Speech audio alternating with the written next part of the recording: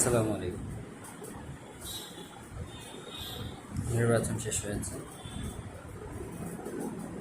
এই মুহূর্তে থমথমে অবস্থা বিরাজ করতেছে। কারণ নির্বাচন শেষে যারা জয়লাভ করছে তাদের সমর্থনের লোকজনরা বিরোধী দলের সমর্থকদের যেখানে পাচ্ছে সেখানে পিটাচ্ছে, মারছে। এইগুলো ঠিক এগুলো করে করলে কী লাভ? আপনারা যদি চোখ থাকেন আপনাদের প্রতিটা এইটাও কি দেশের কোনো সভ্য আচরণ হতে পারে? এটা দেশে কোনো সভ্যতা হতে পারে না। তাই মেহরবানি করে সবাই এই ধরনের কর্মকাণ্ড থেকে বিরত থাকবেন।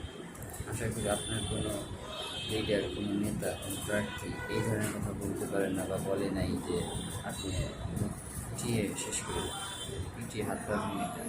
এটা কোনো প্রার্থী কখনোই বলে না। আমরা অতি উৎসাহিত হয়ে এই কাজগুলো করে থাকি। এটা একেবারেই ঠিক নয়। যাদেরকে মারছেন, যাদের সাথে দ্বন্দ্বে জড়াচ্ছেন, তারা আমাদের ভাই, তারা আমাদের প্রতিবেশী, তারা আমাদের আত্মীয় স্বজন। এই কথাটা মাথায় রাখুন। মেহরবানি করি সবাই। ধন্যবাদ। সবাই ভালো থাকবেন।